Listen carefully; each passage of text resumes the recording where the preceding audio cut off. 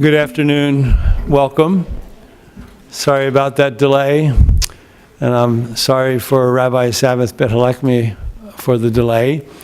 We had a wonderful evening last night where the J. Phillips Center, which is sponsoring today's lecture, hosted her at Temple Israel, where she grew up in Temple Israel, but she hasn't lived in Minnesota for about 30 years.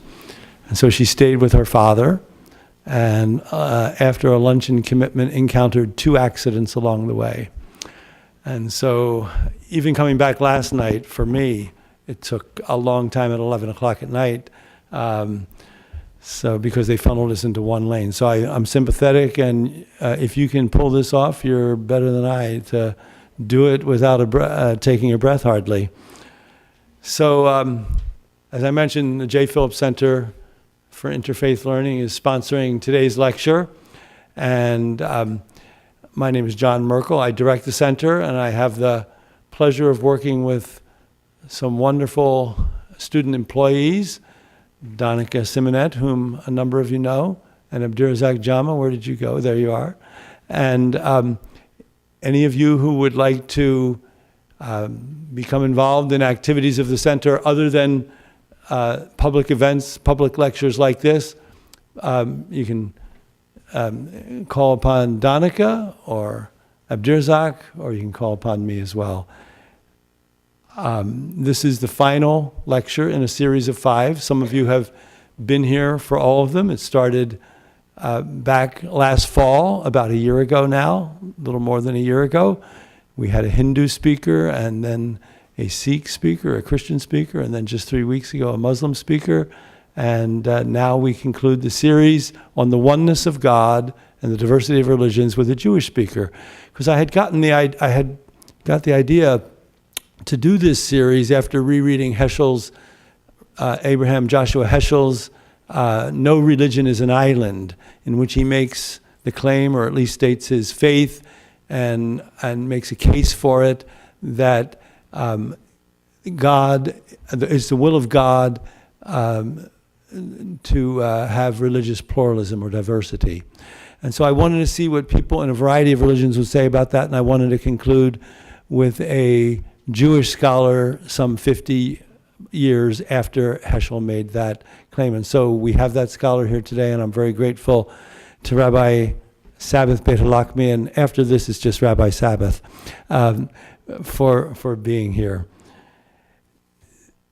She is the President's Scholar at Hebrew Union College in Cincinnati, and she is Director of National Recruitment there, and also the office, heads the Office of Community Outreach.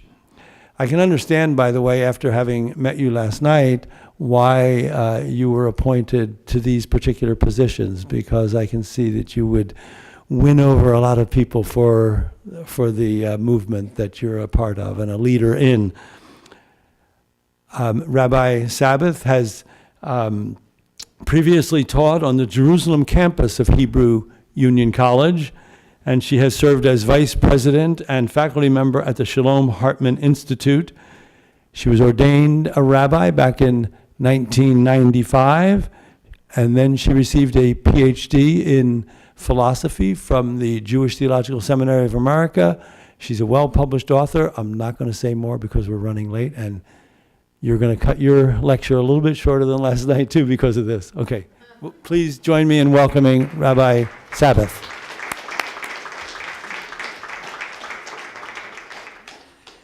Thank you to Professor Merkel. John, it's been such a pleasure and an honor to get to know you. I've known you through your work for a very long time. In fact, when you first reached out to me and emailed me, I thought, no, it's the author of those books about Heschel. Is that him? Is it somebody else with the same name? And then, of course, how wonderful to open and read that you were inviting me here to this very precious place, and in a really challenging time.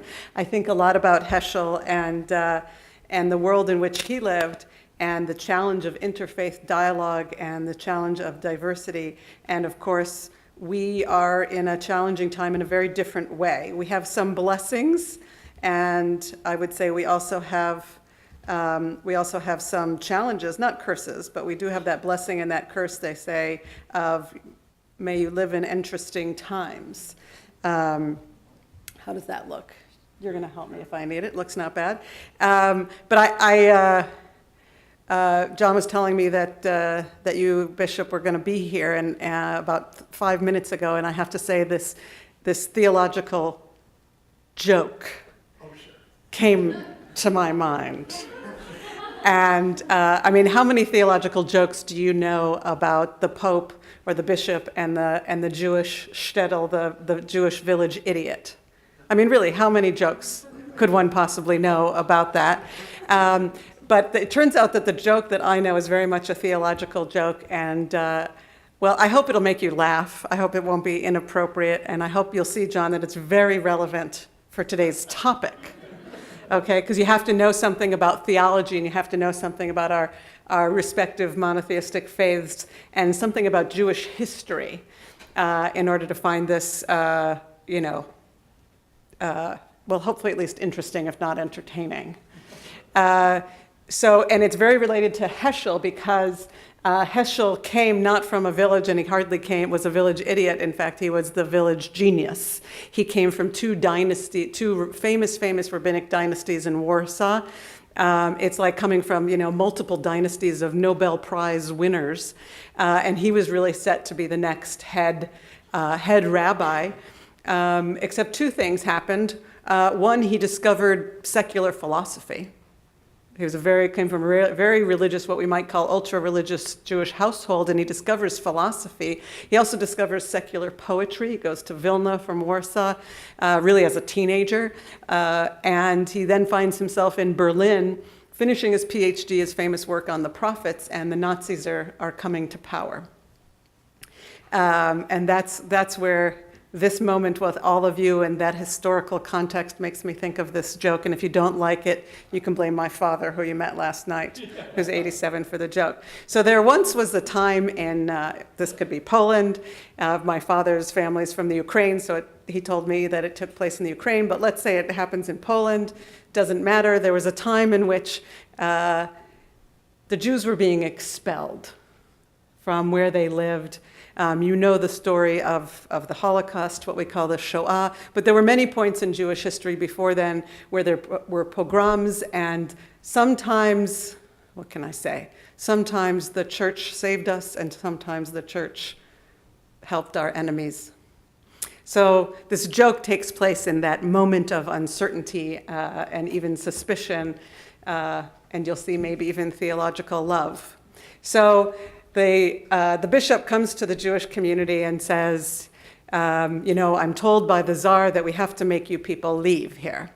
And they're negotiating, and they're like, what are you talking about? We had such a nice relationship. And then the bishop comes with this great idea that maybe we'll invite a speaker. No, we'll see if the rabbi wants to engage in a theological debate. And if it goes well, we'll let them stay. And if it doesn't go well, we'll have to send them, expel them.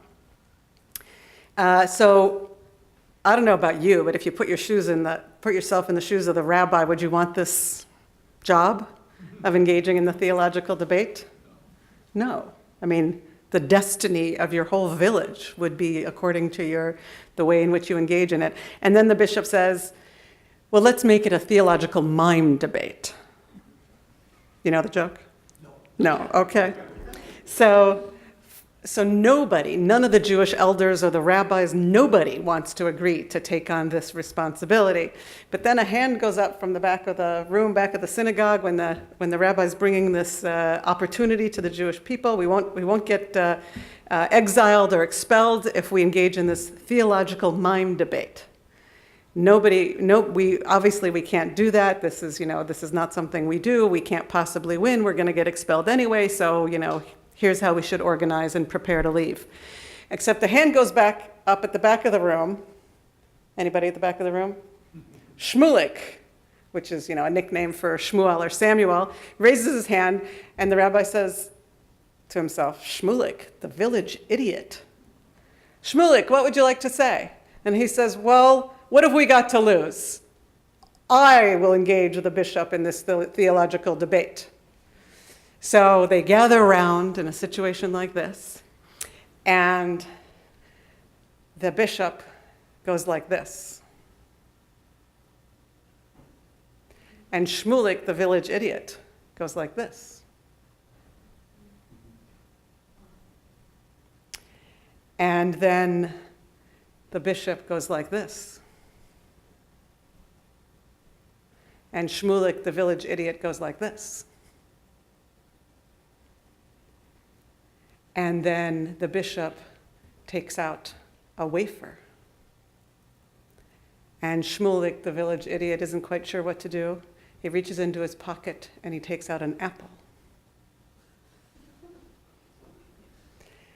And then the bishop turns around to his people and says, "A brilliant man, we should allow the Jews to stay." And everybody applauds. And Shmulik's looking very perplexed himself. And the Jews are all relieved, and they all hug and have a party together. And what was going on? So the Jews later that night, they're all gathered together for their evening prayers. And the Christians are all gathered around with the bishop that evening. And they said, "What happened? Could you explain that theological debate?" And the bishop said it was really quite profound. "I said that there's a Trinity." And Shmulik said, "But there's one God." And I said that there's a God in the heavens that rules us. And Shmulik, the village genius, said, "But God is also right here with us." And then I took out a wafer to symbolize Christ's sacrifice for us and our sin. But he took out an apple, reminding us that all humanity is connected to the original sin. So you could see, right? I mean, really, it was quite an experience of a theological mime debate. I've never heard of such a thing before or since, but apparently it happened. So then back at the synagogue, I mean, you could imagine, Shmulik, the village idiot, how did you do that? I mean, you've saved all of us. How did you do that? And he said, well, really, it was quite simple, actually. The bishop said, you have 3 days to leave. And I said, not one of us is leaving. And then he explained to me that we would have to leave and go over there. And I said, we're going to stay right here. And then he took out his cracker, and I took out my apple, and we had lunch. It's not bad, right? So here we are. Thankfully, there have been times in our history where we've been able to have lunch and engage in real theological conversation. I hope nobody was offended by that at all. No, you're still here. Nobody's leaving the room or throwing me out the window, so we're okay. But that is really the question, I think, John, that you've posed to me, is how really do we understand what it means to worship one God, a single God? And is it God's will, in fact, according to the Jewish tradition, which of course is varied and very pluralistic in and of itself and has lots of different opinions developed over the ages? Is it true, according to the Jewish tradition, do we understand it to be God's will that there be religious diversity? And of course, the case study that you've brought front and center is the case study of Abraham Joshua Heschel, arguing that it is the will of God that we have religious diversity, and that no religion is an island. The question, of course, that I've raised and that we've spoken about a little bit is this question of, is it contextual and historically contextual that Heschel made that argument? Or is it, in fact, something that is part and parcel of our monotheistic faiths at their core?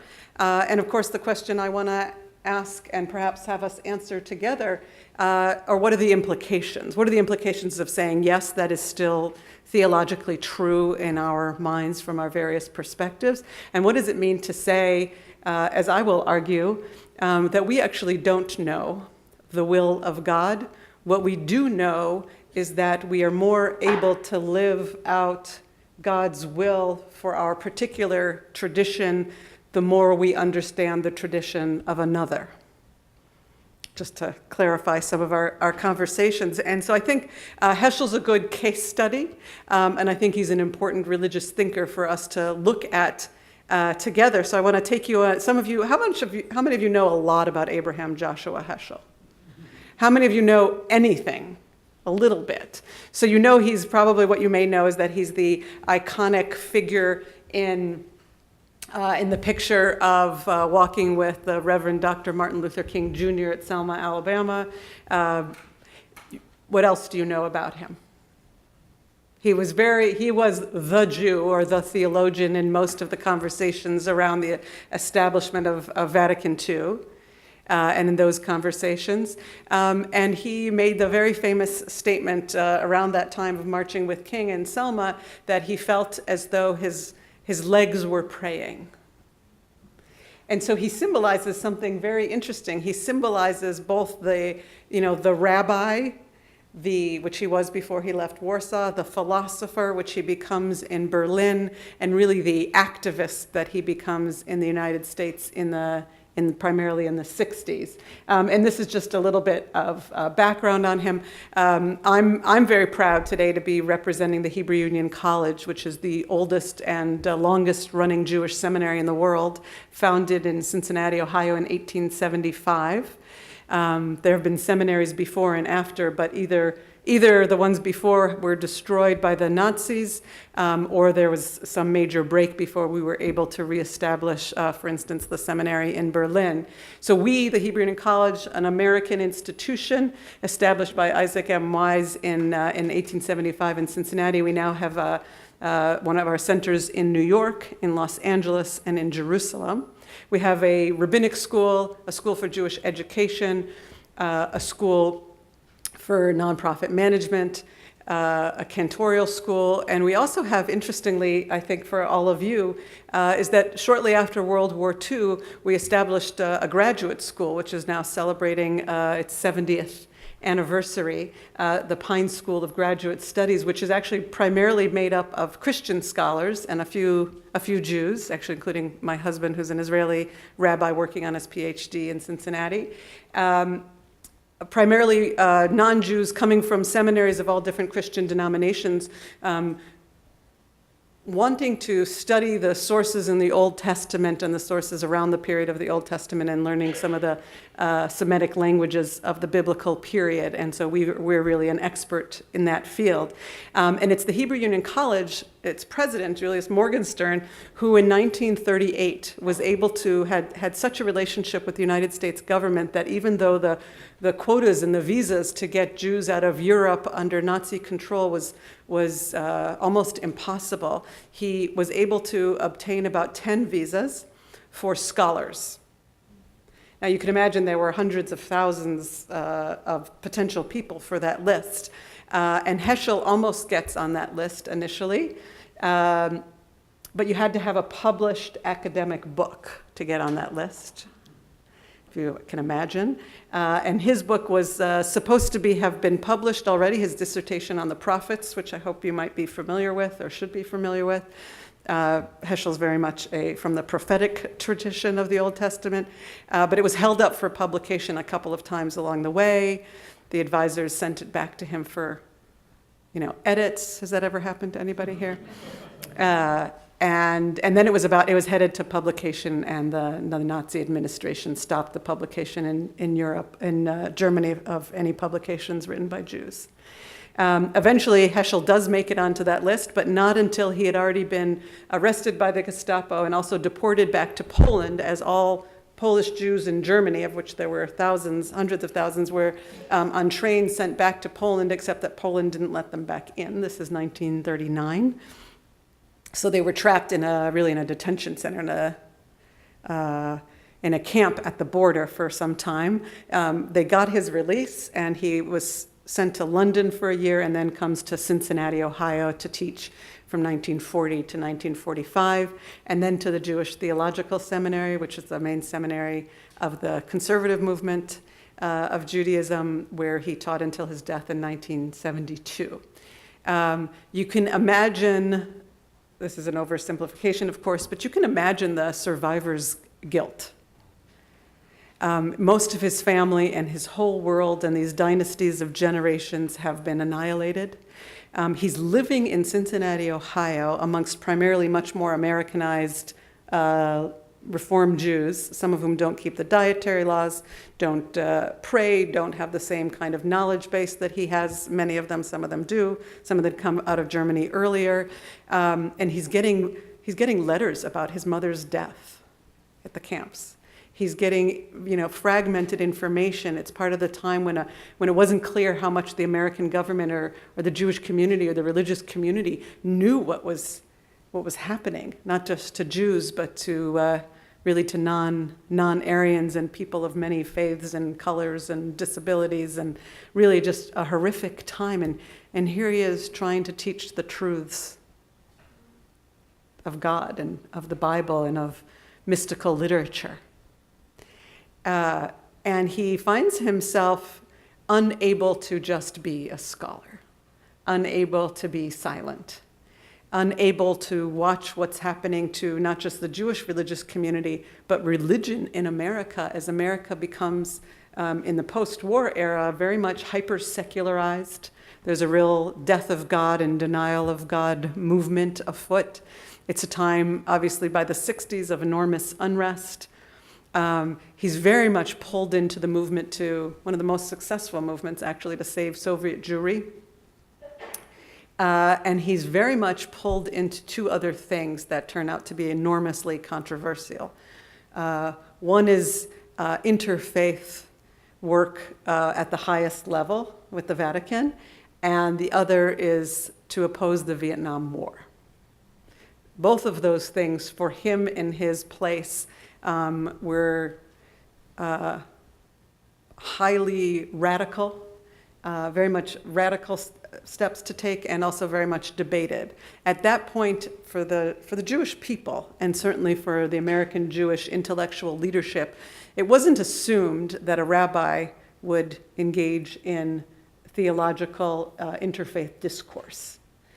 First of all, don't forget, it's not even until the 1950s and 60s that people are able to speak about what happened during the war to the Jews. In fact, we didn't even have the term Holocaust until much later, sometime after the war. And it's, and survivors are, right, first of all, they've occupied, those who went to Palestine have occupied themselves with the establishment of the Jewish state, as is true of my husband's family. And many of them are really seeking to figure out whether America will be a safe place. Because don't forget that the Jews in Germany felt that Germany was the golden age for the Jewish people. So there's a time of a certain amount of distrust, I think, and a lack of a sense theologically, actually on all sides, but certainly on the Jewish side, about what are the goals of interfaith dialogue? I mean, is the goal for you to make me realize who the Messiah is, or to save me? What is your ultimate goal? Or is your ultimate goal to help me understand my responsibility for other things in history, right? So there's this enormous sense of suspicion. And in fact, Orthodox rabbis, the major thinker of modern Jewish Orthodoxy, Joseph Dov Soloveitchik, he wrote very passionately against the kind of work that other Jews were engaged in, which was to be part of the process of helping the Catholic Church rethink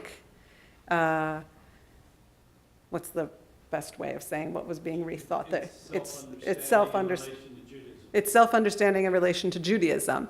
And Heschel was turned to by the American Jewish Committee to be one of the people involved in helping to draft out over the period of a number of years what that might look like. So this is big theological stuff, and a big political statement for Heschel to engage in that work. And it's really in that context that he makes this famous statement: "I think it is the will of God that there should be religious pluralism. And he makes a very detailed, long argument about what it means for us, and now I can say you and I, to be connected to God through the same biblical texts. And that isn't there something about our connection in those texts that should help us not only care about each other, but also want to work together to save the world from what is happening. And if he said this in the 50s and 60s, I would say how much the more so today. So here's one of the ways that he put it in the 1950s. We live through one of the great hours of history. The false gods are crumbling, and the hearts are hungry for the voice of God. But the voice has been stifled. To recapture the echo, right, and this is the echo that we hear through our shared texts, we must be honest in our willingness to listen. We must be unprejudiced in our readiness to understand. What goes on in the depth of our lives has a profound effect upon the international situation. Others may suffer from degradation by poverty. We are threatened by degradation through power. Power corrupts, and it is only the acceptance of the Spirit of God that saves, that prevents disaster, that ennobles both body and soul. And so you can see that he really believes that in the religious encounter, we can actually prevent disaster. And who better to know about disaster than Abraham Joshua Heschel? He says that there's a frantic call to chaos that shrieks in our blood. Many of us are too susceptible to it to ignore it forever. Where is the power that could offset the effect of that alluring call? How are we going to keep the demonic forces under control? And so then he proceeds to give this famous lecture, which becomes entitled No Religion is an Island, where he makes this argument that it's our shared encounter and our shared commitment to the image of God that brings us together in religious discourse. So I'll come back to this slide in a moment. But just a little bit from the main archives of Heschel's papers and photographs and all kinds of notes is actually at Duke University at their center. And these are just some pictures of Heschel at different stages of his life. And you can see, the top middle one is, him as the Ph.D. student in Berlin. You see his Nazi papers. He's arrested several times. There's even a paper in there that he was released from a German police station for good behavior. And some of his other documents along the way. So he argues and here's other pictures of him along the way. He argues in this central paper that we're referring to that we have a shared destiny and a shared situation, that we can no longer see ourselves as being self-reliant, right? You all in your religious communities and me in mine, we can't live in these, what we today would call these silos. It might be nice and cozy, but the world is crumbling around us. And so we should, as we stand on this abyss of what humanity is capable of in his time, and I would say in ours, we must realize our interdependence.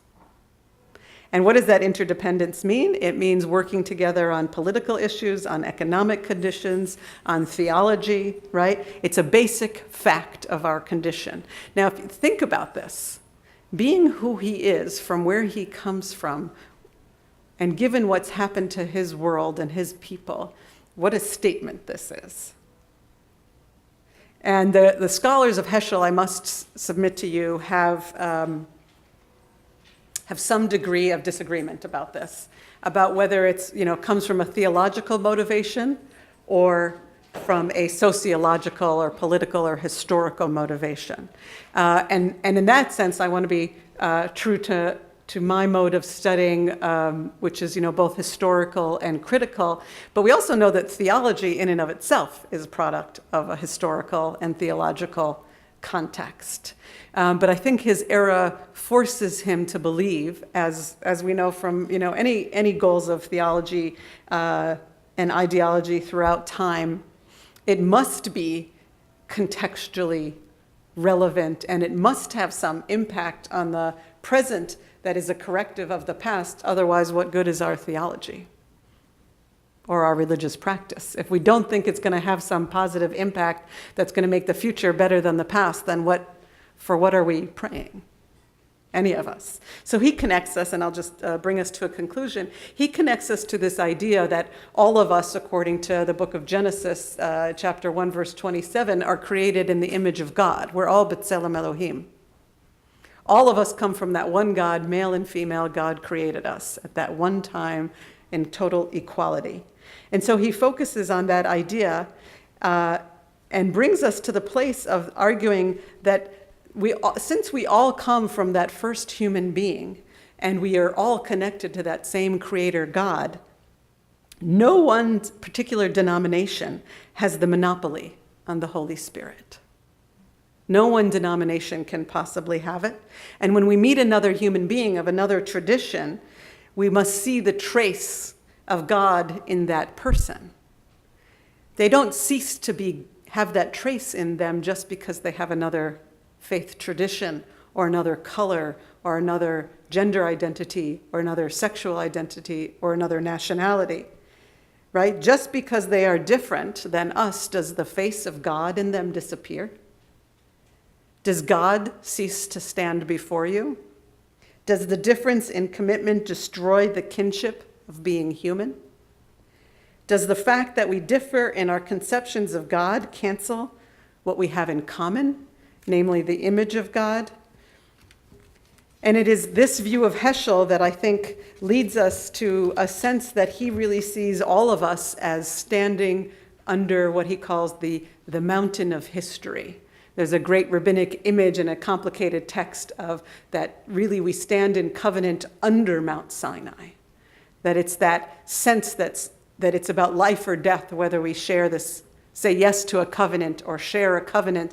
And so he makes a very ecumenical statement that we are all now standing under the mountain of history. And the question is whether we're going to enter into a shared covenant once again. And I submit to you that if Heschel was brave and religiously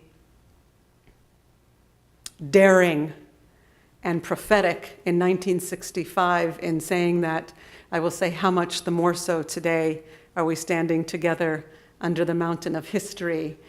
And the question is whether or not we will together be able to say yes to God's covenant.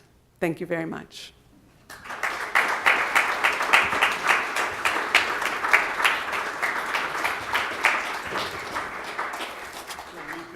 Take 20, 25 minutes or so for Q&A or for any observations that you want to make and suggestions. Feel free to disagree or argue, but I'm not going to do a theological mime debate. I just want to assure you that's the best I can do. There's a microphone right here and a microphone right there, and so anyone who would like to make a statement or a questions preferred, may walk up to either one of these mics.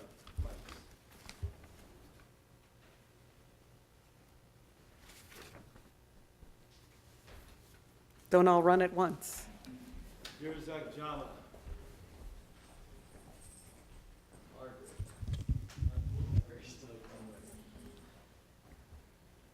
I don't know, I'll try to quote you, but not like word by word, but I think one thing that stood out to me that you said in reference to Christianity, which is predominantly what this counter is, the goal of interfaith, like what brings us together for Christianity and Judaism might be that scripture that you share, but when you look at interfaith at a greater scheme, can the commitment to have a good life, and just the fact that we're human beings having that trace of God in all of us, how important is that? And sometimes even interfaith in the context of people that do not have faith.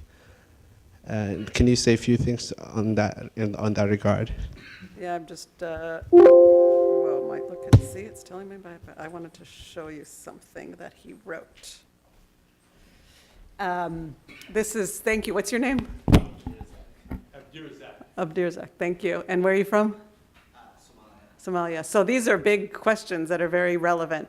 And your question is really, what are the implications of this? Is that fair? I think that there are enormous implications of it. And just as an introduction, I wanted to share with you, this is some of Heschel's scribbling. It's undated. He always liked to scribble ideas on the backs of papers of other things. Like there might be the flyer for this lecture, and one of you is writing on the back of it some brilliant theological insight, and it will end up in some famous archive one day. And all I can ask of you as the person working in the archives is, please date it and sign it. But we think that this is a scribble from Heschel from about the same time period of the article, No Religion is an Island. And in a way, John, I don't know what you think, but in a way this is even potentially more radical, which he says, he writes, and you can see he wasn't afraid to edit himself. There are things crossed out, but let's assume it says, is the existence of Jewish people to be regarded as a positive witness to the God of Abraham? Is it to be regarded as a blessing for Christians, or for the Christians, or even a spiritual necessity, and vice versa? Isn't that great? Just came across this recently. So the implications are, first and foremost, that to live in our own spiritual, religious, theological silos is very dangerous. That's one. Second implication is we need each other. In Heschel's, in the article, he focuses more on survival in a context of enormous danger, which I think, even though this is a beautiful, pristine, peaceful place, we are living in a time of enormous danger for lots of people around the world because of their own religious truths. But actually, if you see it as Heschel did, and as the Bishop Christer Stendhal came to see it, which we can look at as well, it's a spiritual necessity. Right? I can't understand God fully without you all. And any one of us is missing some aspect of the divine in reality and some divine truth and some understanding of even what goodness is and what a good life is. If all we have is our own, and that our lives are meant to be spent, and this is one of the things that Heschel says, and we can look at a clip of him saying it in a TV kind of way, on a TV interview. Our lives are meant to be a work of art that are never finished. So as individuals, you're asking about the bigger scheme. I'm going to begin with the individual. On an individual spiritual level, you can't keep painting your artwork without engaging with other faiths and having what Stendhal came to call holy envy. Are you all familiar with Christer Stendhal's idea of holy envy? Sort of, yes, no? So he was at the Harvard Divinity School for many years and was the Bishop of Stockholm. I have a nice summary. I knew him actually quite well because he was very involved in the Interfaith Center at the Hartman Institute in Jerusalem, and we spent time together on the island of Nantucket. I even got to walk with him a labyrinth that he had in his backyard at his house in Nantucket. So holy envy is part of the three rules that he had for religious understanding. The first is, when you're trying to understand another religion, you should ask the adherents of that religion, not its enemies. So that, first of all, has enormous implications for any kind of international or interfaith dialogue. And I think that's one of our failings as human beings, is we tend to understand the other not through the adherents or the people who represent, right, your culture, your faith, or your experience, but right? Often by the worst and not by the best of any of us. 2, don't compare your best to their worst. You know, as an Israeli, I'm also an Israeli, that rings very true. You know, there are a lot of horrible things happening in both countries. Thank you very much. Would you like to discuss, you know, of any country? Would you like to discuss our best or our worst, right? But we're not going to discuss our worst and your best, or your worst and my best. That makes no sense. We ideally are striving to meet each other at our ideal and help each other correct for our worst. And I say that as somebody who's very critical of the Israeli government in many ways. And 3, leave room for holy envy. And by this, Stendhal means that you should be willing to recognize elements of the other's religion, religious tradition or faith that you admire. You seek to find that which you admire, and that you want to look for how you can internalize it either into yourself or your own tradition that could be reflected, right? That you have something to teach me that will that won't convert me. Right? That's the radical nature of this idea. But it will help me see I need more of this kind of prayer, this kind of meditation, this kind of social action, this kind of social justice, this kind of ritual experience, whatever it is, or this kind of push to be more on the international scene of things. So I think there are huge implications to the theology of interfaith. And I do believe that Heschel's risk-taking to engage with the Vatican and make those moves does ultimately allow for more peace, right? Because if there's more understanding, more trust, more respect, I do believe that there can be more peace. And hopefully later you can push me further. But that's the beginning of an answer. Thank you, Rabbi, for your talk. I really learned a lot. I was wondering if you could expand upon, I loved the image of Heschel walking with Martin Luther King, and that you said he felt as though his legs were praying. I was wondering if you could say more about the role of interfaith in activism, and especially in these very exciting times. That's a great question. Margaret? Yes. People who are observant, my observant colleagues always like to point out, but don't let that story about Heschel saying afterwards that he felt like his feet were praying make you think that he didn't engage in his obligatory morning, afternoon, and evening prayers. Right, so that's like an important corrective. And also, 17 of my teachers, rabbis, were arrested for engaging in civil rights protests with King in June in 1964. So there's lots of very, very deep involvement and risk-taking. They were, one of them is a teacher, Rabbi Professor Eugene Borowitz of blessed memory, who studied with Heschel in the 40s at HUC, and I studied with Borowitz. He was my teacher and rabbi. He passed away almost 2 years ago. So he was one of the rabbis who was arrested. And he, was not really a social activist before then, but King had sent a telegram to the Conference of Rabbis and said, we need you here. We need you with us. And at that session about King and whether or not the rabbis should be involved in the civil rights movement, no small thing. We take it kind of for granted right now, but there were, Jews and Christians were, murdered along the way. People were thrown in jail. People were beaten. I mean, this was no small thing. And Borowitz agrees to go. And really just because a colleague said to him, you're coming, right, Gene? He had not even been at the session. He was in his room finishing an article. He was walking down the stairs and he said, King's calling us to come.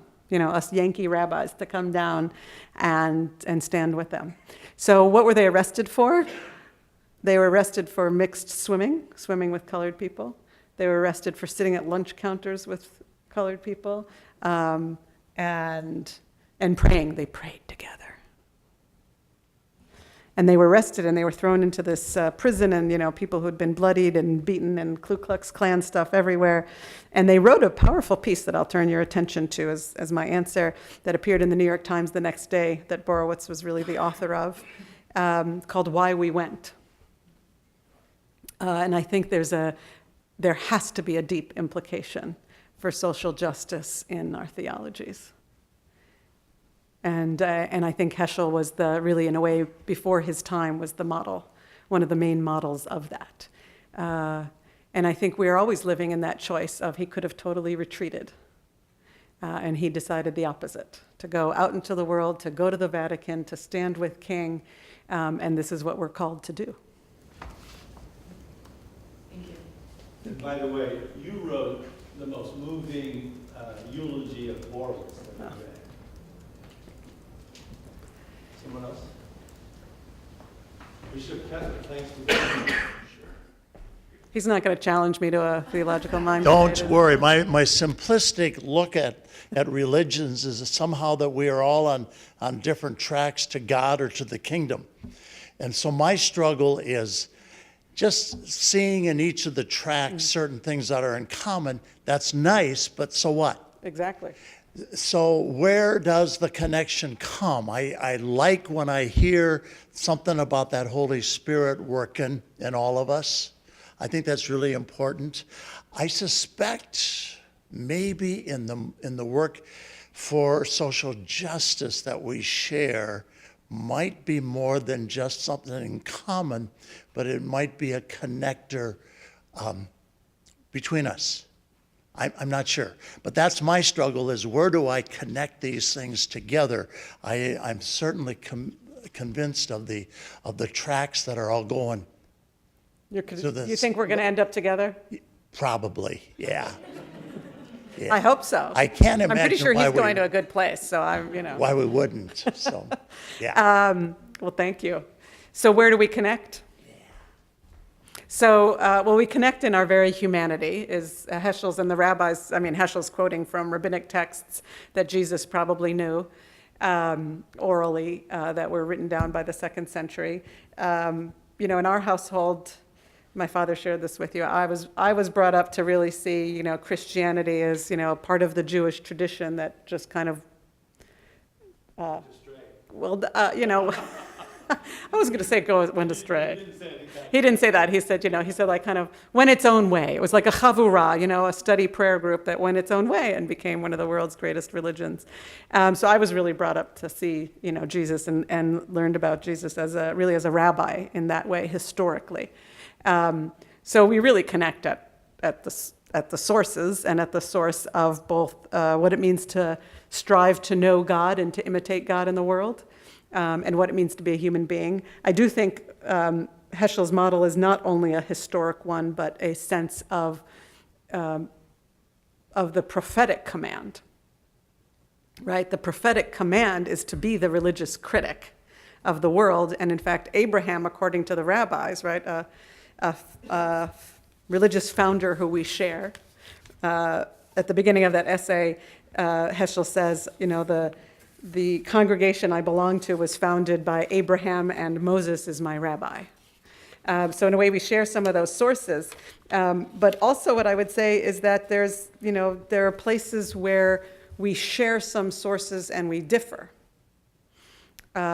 We share the prophetic command to be the religious critics of society. And what I was going to say about Abraham is that there's a great ancient text where, if you look, in Genesis 12, which we're reading in our lexicon this week, where God commands Abraham, go forth. Could you accept my crazy command to leave your father's house and the land of your ancestors and where you were born and go to the place that I will show you? And then what does God tell Abraham? Genesis 12, anybody? And you shall be a blessing to the nations, right? There's not just you shall be, you don't even have any kids and he tells them you're going to be a nation. And talk about a leap of faith. You're going to be a nation, you're going to be as numerous as the stars in the heavens and the sands on the shores of the sea, and you will be a force for good in the world. So I actually consider our very existence, right, as a people, we're not just a religion, but as a people, we're connected to a place, we're connected to a God, a place, and a practice. And the practice is actually originally less about worshiping God and doing particular rituals or offering sacrifices or what have you. It's about being a force for good in the world. That's it.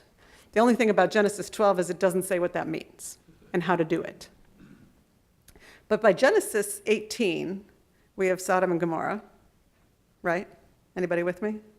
Is it your Genesis 18 too? Yeah. More or less? Okay, we have some interesting questions about how we number the chapters and verses, but you know what I mean. And what's Abraham's first move?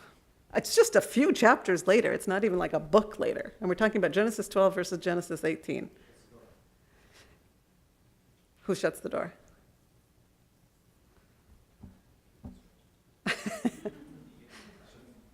In Sodom and Gomorrah, right? What's Abraham's problem with God?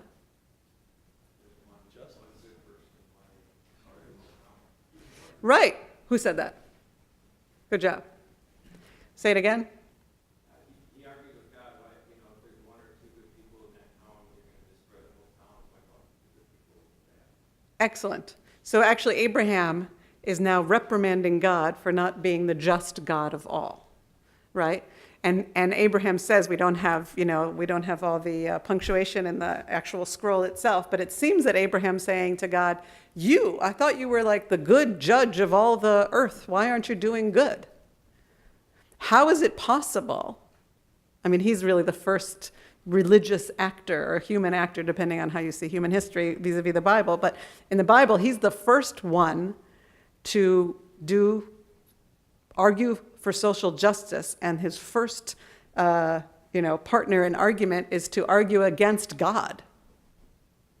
Just in case you think arguing with God is a bad thing. Abraham is the first one to argue with God. He's the first lawyer. He's the first social justice activist. He's the first one to claim that collective punishment is wrong. And there's a great later midrash on that text where the rabbis, probably in the 4th century or so, retell the story as the rabbis do, and retell it through Abraham's voice, and makes Abraham even a stronger argument to God about you can't have it both ways. You can't have total justice, and punishment, and have life and goodness. You can't have totally both. Right? Or you'll be constantly destroying the world, which is what God had basically been doing up until then, and including then, really, right? There's Cain and Abel, there's Noah, the flood, there's the Tower of Babel. I mean, there's the wrathful God of those stories, and Abraham stopping God and saying, wait a minute, what if? There's something wrong here. There must be one innocent person. And the Midrash later, a few centuries later, God says, yep, that's why I chose you. Because you are defending my creatures. That's why I chose you. Right? It's the job of the chosen people, and when I say that, I include all of us. Right? It's the job of the chosen people to be the defenders of humanity. Whether you're hanging out in Sodom and Gomorrah doing God knows what. Yeah, that really is a bad statement to say about that, but whether you're in the wrong place at the wrong time, right? No matter who you are, the job of those of us who've descended from Abraham is to defend and protect God's creatures, period. That was a long answer to your question, but I hope it was helpful. Please. My name is Paul. I'm just staying at the guest house for a couple of nights, and very fortunate to. You have a guest house. I hope it's better than in Sodom and Gomorrah, but yeah. It is. So talking about connections, and we share scriptures, right? The Hebrew scriptures, we call it the Old Testament. And I think as a Catholic or as a Christian, we feel comfortable with the New Testament, we call the New Testament, and Hebrew scriptures are so large and intimidating and wrathful. Yeah, wrathful. But can you talk about that as a place, studying Hebrew scriptures to, have more of a connection, and the fact that Jesus was actually Jewish. He wasn't a Catholic, he was a Jew, an observant Jew, and these were his scriptures too. I like to think of him as a Reformed Jew myself. I do too. There you go. But and maybe he was a radical, creative kind of guy, right? Yeah. Yeah. And maybe give us, ideas, starting points to enter into Hebrew scriptures and get excited about them and and learn. Yeah. Am I allowed to mention non-Catholic scholars of the Old Testament here? Well, first of all, John's work on Heschel, I think, is a wonderful place to start, because there's so much interconnectivity between the way Heschel reads the Bible and the ways in which you've interpreted it and found meaning in it. And I'm not just saying that because he's here. I thought that many years ago.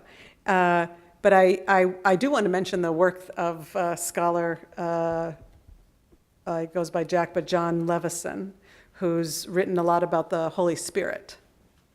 And I encountered him recently because he's working, and has worked, but he does some popular stuff, but his academic work is on what he calls the Jewish origins of the idea of the Holy Spirit.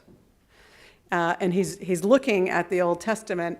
I call it the Israelite roots, because it's not really Judaism what he's looking at, right? Because Judaism, as we live it in the post-temple sort of, Pharisaic and beyond world, historical reality is very different in many ways. In fact, in some ways, some argue that it's a different religion than the Israelite religion of the Old Testament. That's one point of difference. But actually, the idea of there being a spirit and a Holy Spirit as what I would call an aspect of God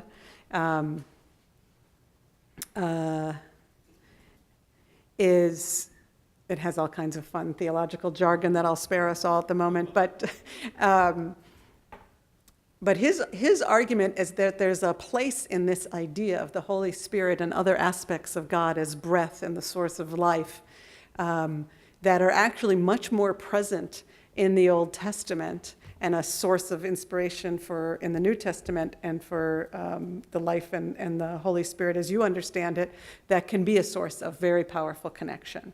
And one of his main arguments, if you push him and say, well, what does this matter, is he'll say that Christians would do well to understand what he calls the Jewish roots or the biblical roots of how we understand that as connected to God, and that perhaps Jews we've lost our connection to the power and the presence of a Holy Spirit.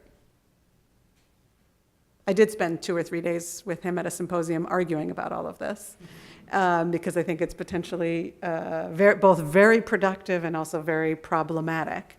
Because, right, how that spirit then lives in the world and how it operates is where we might differ. But I think that's a place where just studying going back to our shared text is not just going back to our shared texts. I think it's going back and looking at, there probably are aspects of God that we have emphasized and understood differently, that we could grow and deepen in our appreciation for the holy in a way that we otherwise don't.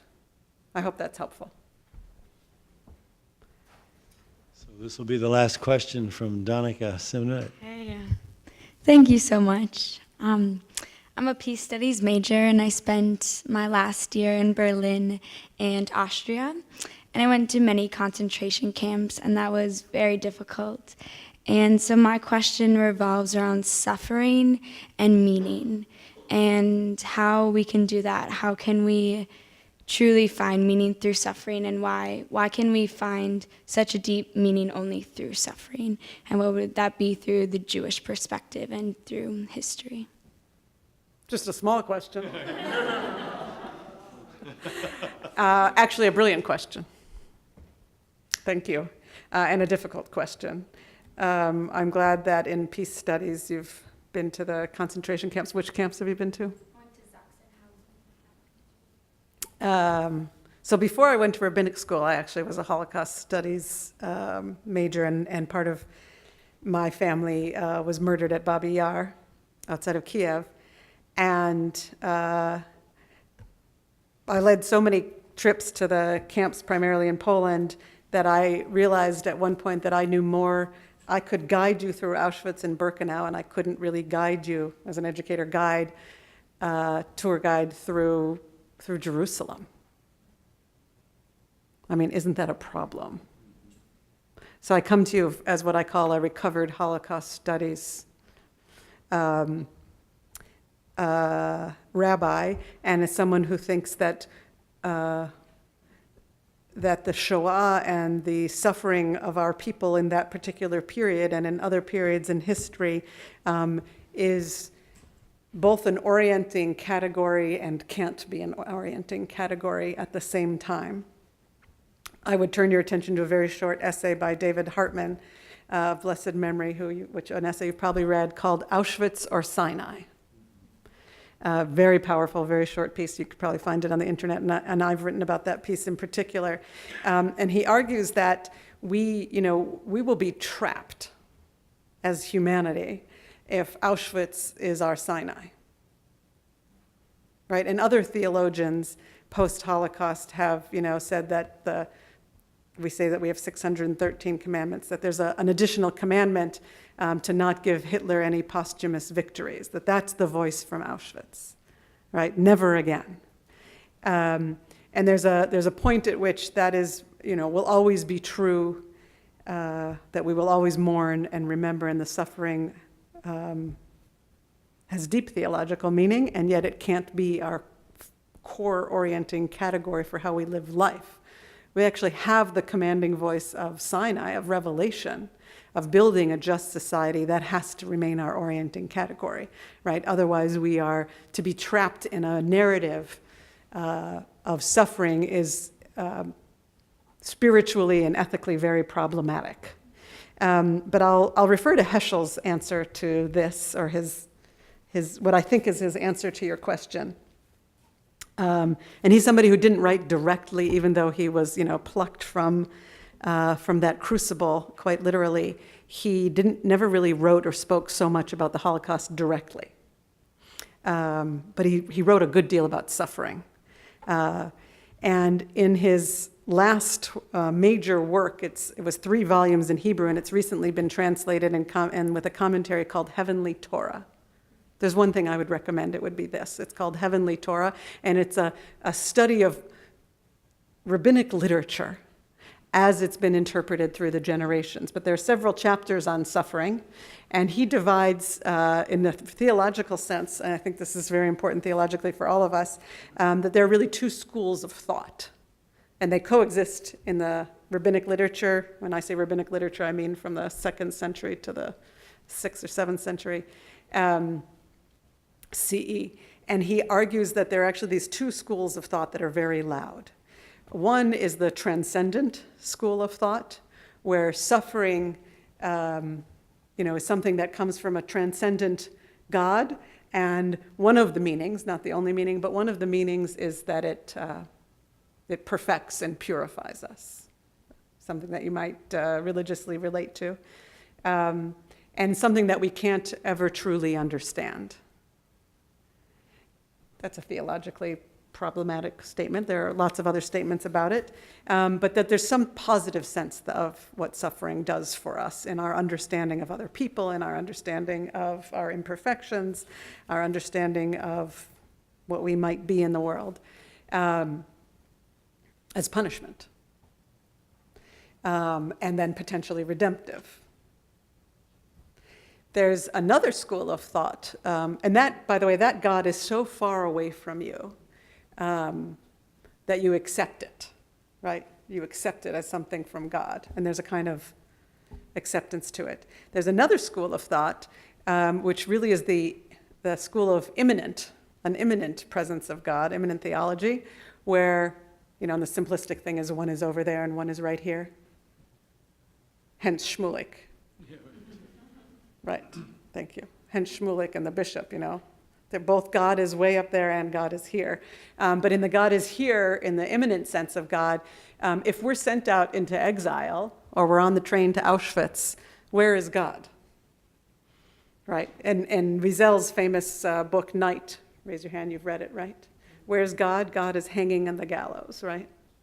Right, it's really humanity that's hanging in the gallows, but God is with you. Right, God is in that train car with me. Right, if I'm being dragged out of Jerusalem by the Romans in chains, God is in chains with me. And there are deep, I think, opportunities and problems to both of those theologies. And Heschel's point And my bottom line to you is that we need both. We need both. I think that's his point there. Thank you. Did you ever make up for the few minutes that you were late? Thank you.